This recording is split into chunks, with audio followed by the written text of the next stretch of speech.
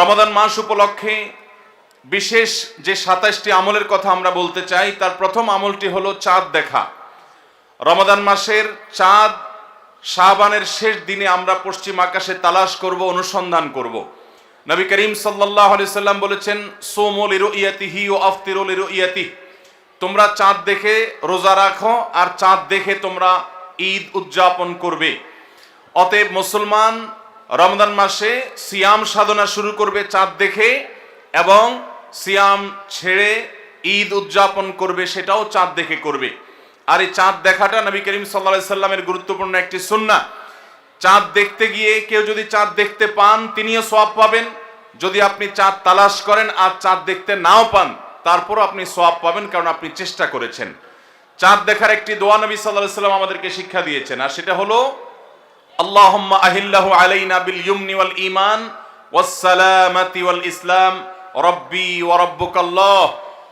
যার অর্থ হলো, হে আল্লাহ, এই নতুন চাঁদ, নতুন মাসটিকে আপনি আমাদের জন্য বরকতময় করে দিন, ঈমানময় করে দিন। ঈমানের সাথে যেন এই মাসে আমরা সময় কাটাতে পারি, অতিবাহিত করতে পারি, এবং নিরাপত্তা, শান্তি এবং ইসলামের উপর যেন আমরা থাকতে পারি।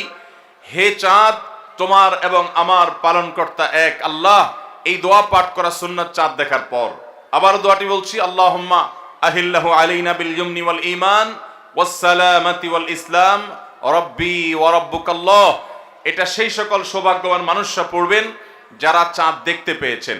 অতএব রমাদানকে কেন্দ্র করে সর্বপ্রথম আমাদের যে আমলটি হবে তা হলো শাবানের শেষ দিবসে আমরা পশ্চিম আকাশে চাঁদ তালাশ করব ইনশাআল্লাহ। আজকাল আমরা বেশিরভাগ মানুষ চাঁদ তালাশ করি ফেসবুকে, সোশ্যাল মিডিয়াতে।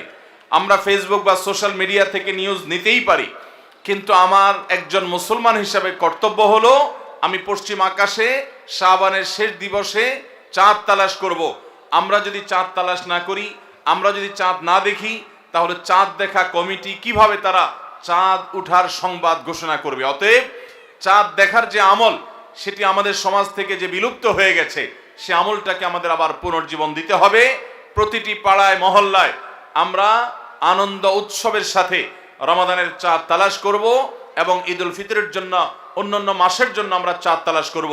কেউ যদি চাঁদ না দেখে একটা এলাকাতে, তাহলে সবাই গুনাহগার হবে।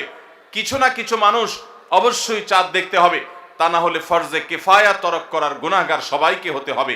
অতএব রমজানের প্রথম আমল হলো শাবানের শেষ দিবসে আমরা পশ্চিম আকাশে সন্ধ্যায় চাঁদ তালাশ করব।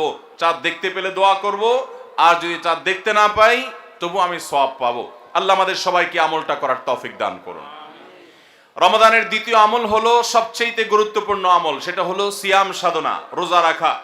প্রত্যেক প্রাপ্তবয়স্ক, সুস্থ মস্তিষ্ক সম্পন্ন নারী এবং পুরুষ, তিনি যদি মুসলমান হয়ে থাকেন, তাহলে সেক্ষেত্রে তার উপরে আল্লাহ রাব্বুল আলামিন রমাদানের দিনের বেলায় রোজা রাখা, সিয়াম সাধনাকে ফরজ করেছেন।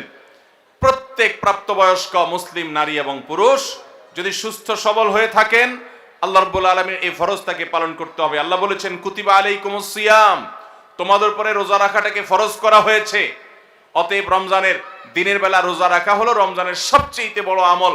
এটা হলো দ্বিতীয় আমল বলেছি। নাম্বার ৩, রমাদান মাস উপলক্ষে রাতের বেলা তারাবির নামাজ আদায় করা, এটা রমাদানের তৃতীয় আমল। নবী করিম সাল্লাল্লাহু আলাইহি সাল্লাম বলেছেন, মান কামা রমাদানা ঈমানান ওয়া ইহতিসাবা গুফিরা লাহু মা তাকাদ্দামা মিন যামবি।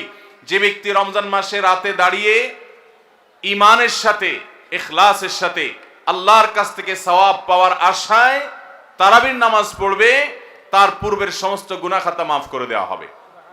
মুহতারাম হাজিরিন, অতএব রমজানের এই তৃতীয় আমল তারাবির নামাজটাও আমাদেরকে সুন্দর করে ধীরস্থিরতার সাথে উত্তম রূপে আদায় করার চেষ্টা করতে হবে।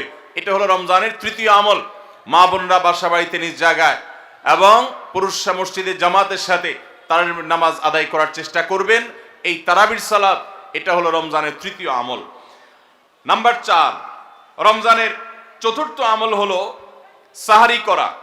আমরা অনেকে ইচ্ছাকৃতভাবে সাহারি করি না, হয়তো কখনো ভালো লাগে না সাহারি করতে, খাওয়ার রুচি থাকে না, আমরা সাহারি খাই না। সাহারি খাওয়া ছাড়াও যদি কেউ রোজা রাখে, রোজা হয়ে যাবে, কিন্তু সাহারি খেলে আপনার খাদ্য গ্রহণ হবে, পাশাপাশি আপনি সওয়াব লাভ করবেন। প্রতিদিনই আপনি খাবার খান, এই সমস্ত খাবার খাওয়াটা জায়েজ, এটার কারণে আপনার কোনো সওয়াব হবে না যদি আপনি সাধারণ ভাবে আপনি খাবার খান। কিন্তু আপনার নিয়ত যদি হয় ভোর রাতে খাবার গ্রহণ করছেন, আপনি কেন? রোজা রাখবেন সেজন্য। রোজার নিয়তে ভোর রাতে যে খাবার খাচ্ছেন, যেটাকে সাহারি বলা হয়, এই খাবারটা খেলে আপনার শুধু পেট ভরবে তা নয়, এর মাধ্যমে একটা সুন্নতের জিন্দা করার সওয়াব, একটা সুন্নতের আমল করার সওয়াব আপনার আমলনামায় লেখা হবে। নবী করিম সাল্লাল্লাহু আলাইহি সাল্লাম বলেছেন, তাসাহহারু ফাইন্না ফিস সাহুরি বারাকাহ, তোমরা সাহারি খাও, কারণ সাহারির খাবারের মধ্যে বরকত আছে। এই খাবারের মধ্যে বরকত আছে, এটার মধ্যে কল্যাণ আছে। এটা আমাদের আত্মিক বরকতের কারণ, এটা আমাদের শারীরিক বরকতের কারণ। এই জন্য রমাদান মাসে আমাদেরকে সাহারি খেতে হবে যথাসম্ভব। পেট ভরে খাওয়া কোনো জরুরি না, কিছু একটা মুখে দেন সাহারির নিয়তে, আপনি সওয়াব পেয়ে যাবেন। তাহলে 4 নম্বর আমল হলো সাহারি খাওয়া। 5 নম্বর আমল হলো সাহারিটা শেষের দিকে খাওয়া। এখনো অনেক মুরব্বীরা আছেন গ্রামাঞ্চলে, তারা মাঝরাতে সাহারি খেয়ে ফেলেন, 12টা 1টার দিকে সাহারি খেয়ে ফেলেন। সাহারি খাওয়ার জন্য সবচাইতে উত্তম সময় হলো রাতের শেষ প্রহরের একেবারে শেষের দিকে। নবী করিম সাল্লাল্লাহু আলাইহি ওয়াসাল্লাম তিনি রমজানের রোজার জন্য সাহারি খেতেন, সাধারণ রোজার জন্য সাহারি খেতেন এত দেরি করে যে তার সাহারি খাওয়া শেষ হলে ফজরের ওয়াক্ত এবং ফজরের আজানের ওয়াক্ত শুরু হওয়ার আগে মাঝখানে 50টা আয়াত তেলাওয়াত করার মতো গ্যাপ তিনি রাখতেন। তার মানে তার সাহারি খাওয়া শেষ আর ফজরের ওয়াক্ত শুরু, এই দুইয়ের মধ্যে 50টা আয়াত তেলাওয়াত করার মতো সময় তিনি রাখতেন। তার মানে আনুমানিক 20-25 মিনিট সময়, এতটুকু গ্যাপ তিনি রাখতেন তার সাহারি খাওয়ার পর। অতএব সাহারি শেষ সময় খাওয়া সুন্নত। এর মানে আবার এটা না যে মুয়াজ্জিনে আজান দিতে থাকবে ততক্ষণ পর্যন্ত, বা যা আজানের 10-20 সেকেন্ড আগ পর্যন্ত খেতে থাকবো, এটা সুন্নাহ নয়। সুন্নাহ হলো যে আজানের 20-25 মিনিট আগে কমপক্ষে 50টা আয়াত তেলাওয়াত করতে যে সময় লাগে, 20-25 মিনিট লাগে না, সাধারণত 10-15 মিনিটে 50টা আয়াত তেলাওয়াত করা যায়। তো এই পরিমাণ সময় অন্তত গ্যাপ দিয়ে তারপরে সাহারি খাওয়া। তাহলে শেষের দিকে সাহারি খাওয়া, এটা হলো রমাদানের 5 নম্বর আমল। আমরা অনেকে শেষের দিকে সাহারি খাই না, অনেক আগে খাই। একটু শেষের দিকে খাওয়াটা হলো সুন্নাত। নবী করিম সাল্লাল্লাহু আলাইহি সাল্লাম বলেছেন, এই উম্মত মুসলমান জাতি ততদিন কল্যাণের মধ্যে থাকবে, তারা কল্যাণের উপরে প্রতিষ্ঠিত থাকবে যতদিন তারা সাহারি বিলম্ব করে খাবে, দেরিতে খাবে, শেষের দিকে খাবে। নাম্বার 6 নম্বর আমল হলো রমজান উপলক্ষে ইফতার করা। ইফতার মানে নাস্তা খাওয়া। সারা বছর আমরা দিনের বেলায় শুরুতে নাস্তা খাই, কিন্তু এর কারণে কোনো সওয়াব আমাদের আমল নামায় লেখা হবে এমন কোনো কথা বলা হয় নাই। কিন্তু রমজান মাসের সন্ধ্যা যখন আপনি ইফতার খাবেন, এই ইফতার খাওয়ার মাধ্যমে আপনি একটা সুন্নাহর উপর আমল করলেন, এটার কারণে আপনার আমল নামাতে একটা সওয়াব লেখা হবে। সওয়াবের আশা যদি আপনার থাকে, ইফতারের নিয়ত যদি আপনার থাকে, তাহলে এর মাধ্যমে আপনি সওয়াব লাভ করবেন। এই ইফতার করা এটা রমজানের একটা গুরুত্বপূর্ণ সুন্নাহ। ইফতার যদি কেউ নাও করে রোজা হয়ে যাবে, কিন্তু সুন্নাহ তরক হয়ে গেল। এই জন্য ইফতারে যতটুকু তৌফিক হয় ততটুকু কিছু না কিছু মুখে দেওয়া, এটা সুন্নাহ রমজান মাসের 6 নম্বর আমল। 7 নম্বর আমল হলো ইফতারটা তাড়াতাড়ি করা, ইফতার বিলম্বে না করা। আমরা অনেকে আছি ইফতার অনেক বেশি দেরি করি। আমরা মনে করি যত দেরি করে ইফতার করা যায় ততই বোধহয় রোজাটা নিশ্চিতভাবে শুদ্ধ হয়, সঠিক হয়। এটা ভুল ধারণা। নবী করিম সাল্লাল্লাহু আলাইহি সাল্লাম বলেছেন, যতদিন পর্যন্ত এই উম্মত মুসলমান জাতি ইফতার দ্রুততার সাথে করবে, অর্থাৎ ওয়াক্ত হওয়ার পর আর বিলম্ব করবে না, ততদিন পর্যন্ত তারা কল্যাণের মধ্যে থাকবে। এক্ষেত্রেও সাহরির মতো একই কথা প্রযোজ্য, যে দ্রুততার সাথে মানে এই নয় যে একবারে সেকেন্ড হিসাব করে ফেলতে হবে, তবে যতটুকু সম্ভব নিশ্চিত হয়ে গেছেন সূর্য ডুবে গেছে আর বিলম্ব না করে ইফতার করাটাই হলো সুন্নাহ।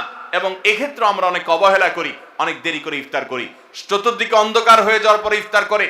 সাধারণত শিয়ারা এবং অনেক বিভ্রান্তরা আহলে সুন্নাত জামাতের সকল ওলামায়ে কেরামের ওলামায়ে কেরামের ঐক্যবদ্ধ ফতোয়া হলো যে ইফতার তাড়াতাড়ি করা হলো সুন্নাহ। অতএব 7 নম্বরের রমজানের আমল হলো ইফতার তাড়াতাড়ি করা। 8 নম্বরের রমজানের আমল হলো ইফতারের দোয়া পড়া। ইফতারের দোয়াটা আমরা অনেকে জানিও না, আবার অনেকে জানলেও সেটা কখন পড়তে হয় সেটা জানি না। ইফতারের শুরুতে বিসমিল্লাহ বলে ইফতার শুরু করতে হবে, ইফতার করা শেষ এরপরে দোয়া পড়তে হবে। আমরা অনেকে ইফতারের আগে দোয়া পড়ি, এই দোয়াটা ইফতার দোয়াটা পড়তে হয় ইফতারের পরে। দোয়াটা হলো যাহাবাজ জামা ওয়াবতাল্লাতিল উরুক ওয়া সাবাতাল আজরু ইনশাআল্লাহ। এটা হলো দোয়া। যাহাবাজ জামা মানে হলো আমার পিপাসা দূর হয়ে গেল, ওয়াবতাল্লাতিল উরুক আমি ইফতার করার মাধ্যমে প্রশান্ত হয়েছে, আমার শিরা উপশিরাগুলো সবগুলো সিক্ত হয়েছে। ওয়াসাবাতাল আজরু ইনশাআল্লাহ, এবং এই রোজার বিনিময় আল্লাহর কাছে সাব্যস্ত হলো ইনশাআল্লাহ। এই দোয়া পাঠ করা সুন্নাহ। তাহলে ইফতারের পর আমরা এই দোয়া পড়ব, যাহাবাজ জামা ওয়াবতাল্লাতুল উরুক ওয়া সাবাতাল আজরু ইনশাআল্লাহ। এটা হলো রমজানের 8 নম্বরের আমল, ইফতারের দোয়া পড়া। 9 নম্বরের আমল হলো ইফতার এবং সাহারি উভয়টাতে খেজুর খাওয়া। এটা সুন্নাহ। খেজুরের মধ্যে প্রচুর খাদ্য শক্তি আছে। আমরা রমজান মাসে যে রোজা রাখি, সারাদিন পানাহার বর্জন করে থাকি, আমরা যদি সাহারিতে খেজুর খাই, আমাদের শরীরে প্রচুর পরিমাণ খাদ্য শক্তি থাকবে এই খেজুর খাওয়ার ফলে। খেজুর অনেক উপকারী একটা খাবার। আমাদের দেশেও আজকাল খেজুর উৎপাদন হচ্ছে আল্লাহর মেহেরবানিতে। এই খেজুর ইফতারিতে নবী করিম সাল্লাল্লাহু আলাইহি সাল্লাম আধা পাকা আধা কাঁচা খেজুর, যেটা যে অর্ধেক পেকেছে অর্ধেক কাঁচা, সেগুলো তিনি পছন্দ করতেন। সেটা না পাওয়া গেলে সাধারণ খেজুর এটা দিয়ে ইফতার করা, এটা আমরা সবাই জানি। কিন্তু যেটা আমাদের দেশে মানুষ জানে না তা হলো সাহরিতে সাহরি খাওয়া, সাহরিতে আপনার খেজুর খাওয়া সুন্নাত। নবী করিম সাল্লাল্লাহু আলাইহি সাল্লাম বলেছেন, নি'মা সাহুরুল মুমিনি আত-তামার, ইমানদারের সবচেয়ে উত্তম সাহরি হলো খেজুর। আপনি সাহরিতে ভাত তরকারি যাই খান বা না খান, অন্তত একটা হলো খেজুর খাবেন, তাহলে নবী সাল্লাল্লাহু আলাইহি সাল্লামের এই সুন্নাহর উপরে আমল হয়ে যাবে। তাহলে 9 নম্বর রমজানের আমল হলো সাহরিতে এবং ইফতারে উভয় সময়ে কমপক্ষে একটা হলেও খেজুর খাওয়া, মানে খেজুর খাওয়াটা হলো সুন্নাহ। 10 নম্বর রমজানের আমল হলো দিনভর বেশি বেশি দোয়া করতে থাকা। ভাইরা আমার, রোজাদার ব্যক্তির দোয়া আল্লাহ রাব্বুল আলামিন ফিরিয়ে দেন না। রোজাদার ব্যক্তি দিনভর আল্লাহর কাছে দোয়া করতে থাকলে সে দোয়া কবুল হয়।